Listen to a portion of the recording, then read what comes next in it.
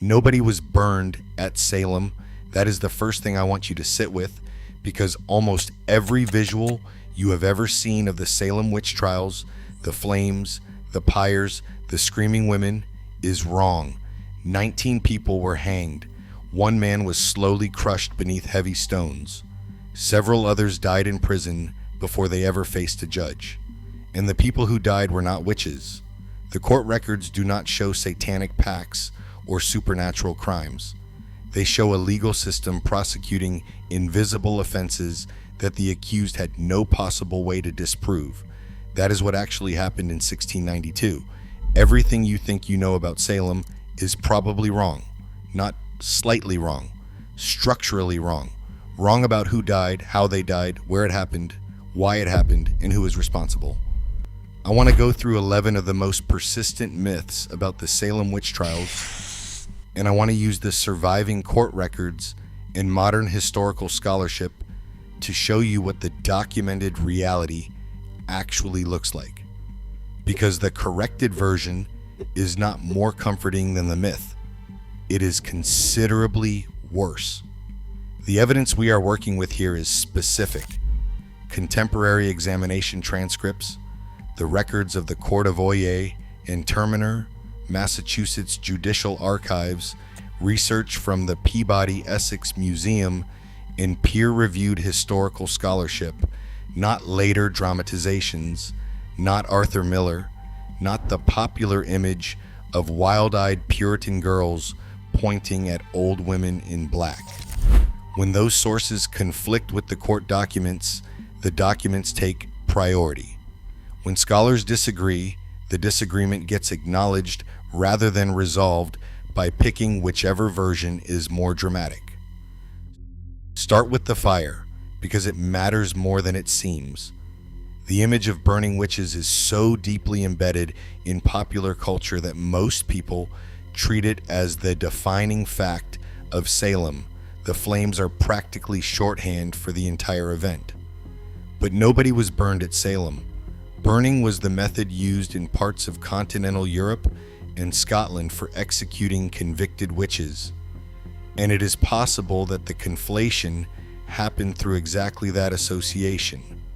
Witches plus execution equals fire.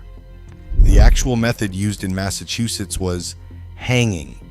19 people were hanged at a site in Salem that archaeologists and historians from the University of Virginia identified in 2016 as Proctor's Ledge, a rocky outcropping at the edge of what is now a Walgreens parking lot. That location had been debated for centuries. The 2016 identification, based on historical documents and spatial analysis, finally gave the executions a precise physical anchor. The city of Salem established a memorial there in 2017, but the method was never fire. And then there is Giles Corey, who did not hang.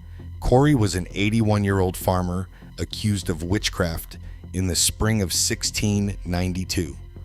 Under Massachusetts law at the time, a defendant who refused to enter a plea, either guilty or not guilty, could not be tried. The legal mechanism for forcing a plea was called peine forte et dure.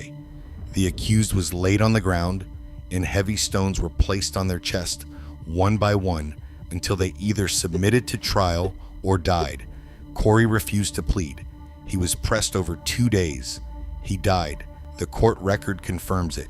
Several other accused people died in prison before trial, in conditions the surviving accounts describe as brutal, cold, overcrowded, and without adequate food or care. The Peabody Essex Museum characterizes the victims collectively as innocent people wrongfully prosecuted. The fire is a myth layered over a reality that is already grim enough. The second myth to discard is that the accused were actual practicing witches who had genuinely entered into diabolical pacts. This one feels almost too obvious to state, but it matters because it shapes how people understand the entire crisis. If you believe the accused were at least somewhat guilty of something, dabbling in forbidden practices, behaving suspiciously, inviting suspicion through their own actions, then the trials become a misguided but understandable response to real social transgression. The court records do not support that reading. The charges allege that accused individuals had sent their invisible spirits to attack their neighbors, caused illness and death through supernatural means, and signed the devil's book. None of that is something a court of law can evaluate against physical evidence, and none of it is something the condemned could disprove. The surviving documents show people denying the charges, witnesses contradicting each other, and a legal standard so permissive that accusation alone carried enormous weight. There is no credible contemporary evidence that the condemned had committed the supernatural acts alleged against them. Now, here is something the popular version consistently gets wrong about who the victims were. Most people, when they picture Salem's accused, picture women, specifically older women, poor women, women on the social margins. And women were the majority of the accused, which does reflect broader patterns in early modern witch prosecution across Europe and the colonies. But men were also accused, and men were also executed. John Proctor was a prosperous farmer and tavern keeper. He was among the first men to publicly challenge the credibility of the accusations, which made him a target. He was arrested in April 1692 and hanged in August. George Burroughs was a former minister of Salem Village, and he had actually left the community years earlier under difficult circumstances, and he was accused of being the devil's own agent, the ringleader of the entire witch conspiracy. He was hanged in August alongside Proctor. George Jacob Sr. was an elderly man who walked with two canes. He was accused partly because his own granddaughter testified against him under pressure. John Willard, Samuel Wardwell, and Giles Corey round out the list of executed men. 6 men died as a direct result of the Salem prosecutions.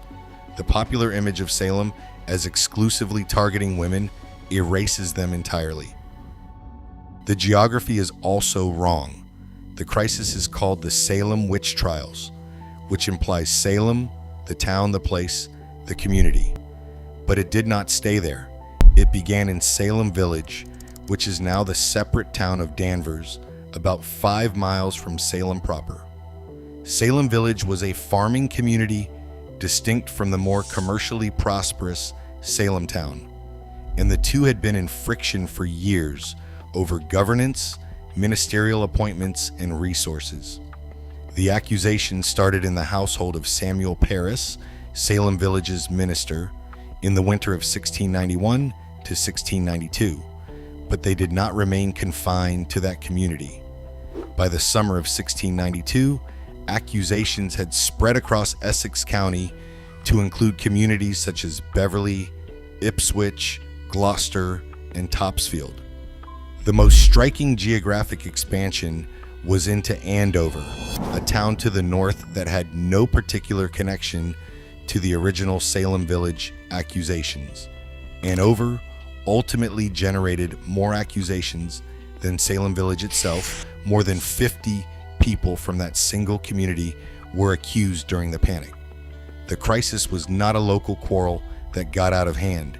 It was a regional, institutional failure, spreading along networks of family connection, community suspicion, and a judicial system that had decided to take the accusations seriously. And that raises the question of who the accusations actually targeted, because the popular version has a clear and simple answer. The simple answer is wrong. Early suspects did fit a recognizable pattern of social vulnerability. Sarah Good was impoverished, homeless, and had a reputation for muttering under her breath when refused charity, exactly the kind of marginalized woman that witch accusations historically targeted across European and colonial contexts. Tituba was enslaved, owned by Samuel Parris, and had no social standing that could protect her. The first arrest made a certain grim sense within the logic of who communities treated as dangerous or suspect. But the accusations did not stay at the social margins for long, and that is the detail that changes everything about how you read Salem. Rebecca Nurse was a 71-year-old woman who had been a respected member of the Salem Village Church for decades. When she was accused, her neighbors circulated a petition signed by 39 people attesting to her good character. It did not matter. She was examined, tried, initially acquitted, and then the court reversed the acquittal after the afflicted girls renewed their accusations in the courtroom. She was hanged on July 19th, 1692. George Burroughs, the former minister, was not merely accused, he was positioned in the prosecution's theory as the secret leader of the entire conspiracy, a man of religious authority who had weaponized that authority for Satan. The court hanged a minister. That is not the behavior of a community targeting obvious outsiders. Something had shifted in the logic of the accusations, and the shift points toward the question that Chapter 1 cannot yet fully answer. What was the mechanism that allowed accusations to consume a community's own respected members, its church, its prosperity, its families? The court records show that it happened. They show the scope and the damage. What they require more examination to reveal is how the institution made it possible and who exactly was driving it. The story of how Salem's accusations escaped every natural boundary and began consuming the community's own respected members runs directly through a woman named Tituba, and almost everything the popular version says about her is invented. Tituba was enslaved by Samuel Parris and had lived in his household since at least the late 1680s. When the crisis began in early 1692, she was among the first 3 people accused. In the popular imagination, and in a great deal of later literature, Tituba is a Caribbean woman who practiced voodoo, who secretly taught the Salem girls exotic occult rituals, and whose forbidden knowledge essentially ignited the panic. That account is almost entirely fictional. The contemporary court documents describe her as Indian. Modern scholarship, drawing on what is known about Paris's time in Barbados and the slave trade routes of the period, considers an indigenous South American origin, possibly Arawak, as plausible. But that remains a scholarly inference, not a documented certainty, and the surviving record does not establish her ethnic background with precision. What the record does establish is what happened when she was examined. Tituba initially denied everything. Then, under intense and prolonged questioning by men who held legal authority over her life and who were pressing her for names, she confessed. She described riding on sticks, seeing animals, being visited by a tall man from Boston who asked her to sign his book. She named Sarah Good and Sarah Osborne as fellow witches. Her confession was elaborate, detailed, and exactly what the examiners wanted to hear. It opened the door to a prosecutorial theory. There was an organized conspiracy of witches operating in Salem Village, with multiple participants and a diabolical ringleader, and Tituba could help identify them. There is no solid contemporary evidence that Tituba had taught the girls anything. The idea that she gathered them secretly, performed rituals, and introduced them to occult knowledge appears in later novels and dramatizations, most influentially in a 1964 novel by Maurice Condé, but it is not in the court documents. What the documents show is an enslaved woman under extreme duress, with no legal protection and no ability to refuse the demands of the men questioning her, producing a confession that matched the shape of what her interrogators were looking for. Whether she fabricated it entirely, shaped it to fit leading questions, or experienced something she genuinely believed is something the surviving record cannot resolve. What it does resolve is that her Caribbean voodoo witch identity is a myth layered on top of a documented act of coerced testimony. That confession mattered enormously because it transformed the prosecution's theory from isolated accusations into a conspiracy narrative. And conspiracy narratives, once established, are extraordinarily difficult to contain because anyone who denies them becomes evidence of the conspiracy's reach. By the summer of 1692, people in Essex County were aware of something that the popular version of Salem almost never mentions. Confessing to witchcraft was more likely to keep you alive than denying it. This was not a rumor. It was an observable pattern in what the court was doing. Confessors were held in prison and questioned at length about their fellow witches. They were kept alive because they were useful. Each confession potentially generated new names, new accusations, and new prosecutions. People who maintained their innocence and refused to confess were tried, convicted, and hanged. Several accused people explicitly recognized this and made a calculated decision. Confession was survival, denial was the gallows. Some of them later recanted, stating in written petitions that their confessions had been produced by leading questions, by pressure, by fear, and by the explicit or implied promise that cooperation would protect them. Margaret Jacobs, who had testified against her own grandfather, George Jacobs Sr., and against George Burroughs, later wrote a recantation stating that she had accused innocent people out of terror and that she would rather face death than continue living with what she had done. Her grandfather was hanged. She survived. The moral inversion here is worth sitting with. The court created a system in which admitting to a crime you did not commit increased your chances of survival, while insisting on the truth of your innocence made you more likely to die. It was not a court designed to find truth. It was a court designed to confirm and expand a theory that the examiners had already decided was correct. Now, the myth that explains all of this most tidily is the ergot hypothesis.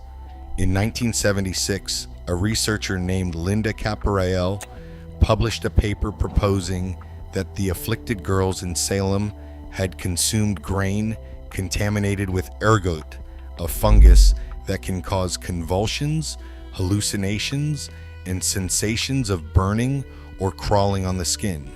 The hypothesis spread quickly, partly because it offered a medical explanation that removed moral agency from the crisis.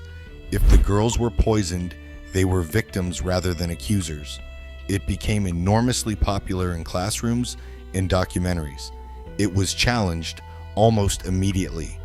The same year Caporael published, Nicholas Spanos and Jack Gottlieb responded in the journal Science, identifying serious problems with the hypothesis. Ergotism tends to cluster in households sharing the same contaminated grain supply, but the afflictions in Salem spread across multiple households and communities. The symptoms the afflicted girls displayed, the fits, the visions, the accusations, do not map cleanly onto documented ergotism cases. Some of the afflicted showed apparent awareness of when their performances were being observed. Several eventually recanted and admitted fabrication. The geographic expansion of the crisis into Andover and other communities makes no sense as a contamination event. Modern Salem historians consistently warn against reducing the panic to a single medical cause. The ergoty hypothesis is an interpretation, a speculative one, that most specialists in the period do not find convincing, and it should not be treated as an established explanation. The same problem applies to the land grab theory, which holds that the Salem accusations were essentially a property dispute, that accusers targeted people whose land or resources they wanted, that the whole crisis was driven by economic rivalry, dressed up in supernatural language. Property conflicts did matter in specific accusations. There were genuine tensions between families, between Salem Village and Salem Town, between the farming community and the more commercially prosperous town. Historians have documented cases where accusers and accused had prior legal or financial conflicts, but reputable scholars reject property disputes as a sufficient explanation for the scale and character of the crisis. What the evidence actually shows is a convergence of pressures. The Massachusetts Bay Colony had recently lost its original charter, and the new royal government was unstable and contested. People in 1692 were living under a governmental structure that had not yet fully established its authority or its legal procedures. On the northern frontier, warfare with French forces and their indigenous allies had been ongoing for years. Refugees from those conflicts had arrived in Essex County, bringing stories of violence and destruction. Smallpox had struck the region. The winter of 1691 to 1692 had been harsh. Samuel Parris had been in a prolonged conflict with a significant faction of Salem Village over his salary, his firewood, and his authority as minister. The community was fractured along lines that predated the accusations by years. Into that environment came a court, the Court of Oyer and Terminer, appointed by the new governor William Phipps in May 1992, that was willing to prosecute invisible crimes using a category of evidence that even some of its contemporaries found deeply troubling. That evidence category was called spectral evidence, and it is the detail planted in Chapter 1 that now requires full examination. The theory behind it was this: the devil could not use an innocent person's shape without their consent. Therefore, if a victim testified that they had seen the specter, the invisible spirit, of an accused person attacking them in a vision or a dream, that testimony was treated as evidence that the accused had made a pact with the devil and sent their spirit to cause harm. You could not see a specter. You could not cross-examine it. You could not produce a counter-witness who had seen the same specter doing something innocent. The accused had no mechanism to disprove the testimony of someone who claimed their invisible self had visited them in the night. The Court of Oyer and Terminer admitted this evidence and relied on it heavily. And here is where the myth of Salem as a straightforward story of religious hysteria begins to break apart, because the court's use of spectral evidence was not universally accepted even in 1992. A group of ministers, including Increase Mather, Cotton Mather's father, and a significant figure in Massachusetts religious life, submitted a statement to Governor Phipps warning against over-reliance on spectral evidence. They did not reject the reality of witchcraft. They argued that the devil's ability to assume shapes made spectral testimony an unreliable foundation for capital convictions. That warning was submitted while the executions were still ongoing. It was not enough to stop them, but it was made. Critics existed inside the system while the system was killing people. Which brings us to the figure who carries almost all of the blame in the popular version of Salem, and whose actual role was considerably more contradictory than the myth allows. Cotton Mather is the villain Salem's popular memory needs. He is educated, he is powerful, he believed fervently in witchcraft, and he wrote a book defending the trials after they ended. For a story that wants a single architect of catastrophe, he is the obvious candidate. The problem is that the surviving record does not support the role he has been assigned. Mather lived in Boston. He was not a judge on the Court of Oyer and Terminer. He did not direct the examinations, set the evidentiary standards, or issue the warrants. He attended the execution of George Burroughs in August 1692. He was present on horseback at Proctor's Ledge, and when the crowd showed signs of wavering after Burroughs recited the Lord's Prayer flawlessly from the scaffold, something a guilty witch was not supposed to be able to do, Mather spoke to reassure the crowd that the court's judgment was sound. That intervention was real, and it was consequential, and it should not be minimized. But it is the action of a prominent minister lending his authority to a proceeding he did not control, not the action of the man running the operation. Mather also joined other ministers in the warnings about spectral evidence. His own position on that question was genuinely ambiguous. He believed in witchcraft. He believed the devil was active in New England, and he thought the court was doing necessary work. But he shared the concern that spectral testimony was a fragile foundation for execution. After the trials ended, he wrote Wonders of the Invisible World, a text that defended the court's proceedings and presented several of the convictions as justified. That book became the most prominent public defense of the Salem executions, and it attached his name permanently to the crisis in public memory. But the judges who signed the death warrants were William Stoughton, the chief judge, and his colleagues on the court. Governor Phipps appointed the court and initially supported its work. The community members who signed complaints, gave testimony, and pressed accusations against their neighbors were distributed across Essex County. The institutional failure at Salem was collective and systemic.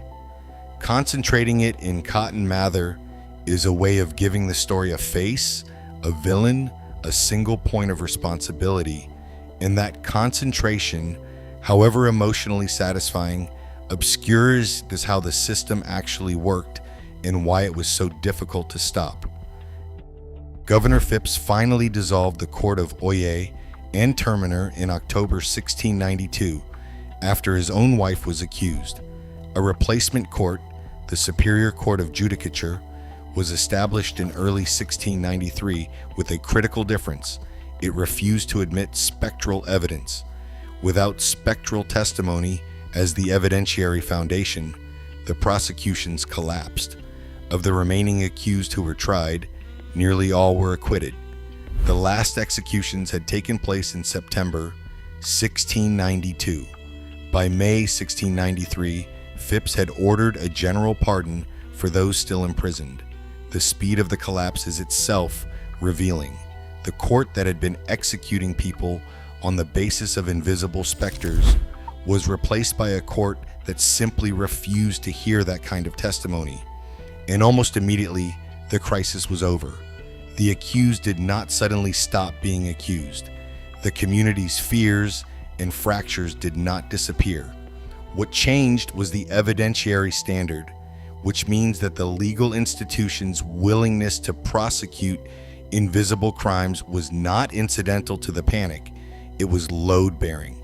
Remove spectral evidence, and 19 people stopped dying. The aftermath unfolded slowly and painfully. Several of the judges later expressed regret. Samuel Sewell, one of the justices on the Court of Oyer and Terminer, made a public apology in 1697, standing in his Boston church while his statement was read aloud, accepting personal blame and shame for his role in the proceedings.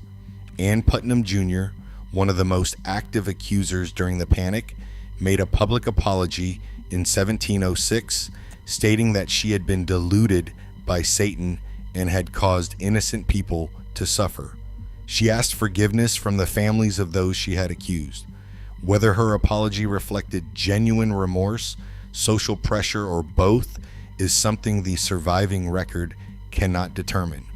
The Massachusetts General Court passed a bill in 1711 reversing the attainders, the legal judgments, of many of the condemned and providing financial compensation to their heirs. But the bill did not cover everyone. Several of the condemned were not included. The legal record remained incomplete for nearly 3 centuries. In 2001, the Massachusetts legislature formally cleared the names of the remaining condemned who had not been included in the 1711 reversal. The last legal exoneration of a Salem victim came more than 300 years after the executions.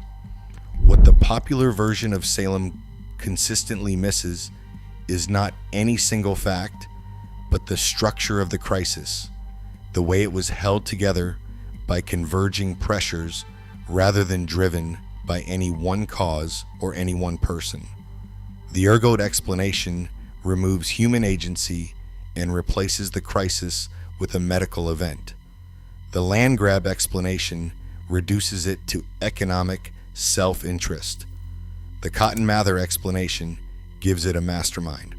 All three versions are more comfortable than the documented reality because they offer a mechanism simple enough to understand and contain. The documented reality is that a community under genuine multi-directional stress, governmental instability, frontier warfare, disease, religious factionalism, years of local conflict, encountered a judicial system willing to prosecute crimes that could not be seen and could not be disproved, using testimony that even some contemporaries recognized as epistemologically ruinous. The people who died were not victims of a conspiracy or a poisoning or a single fanatic.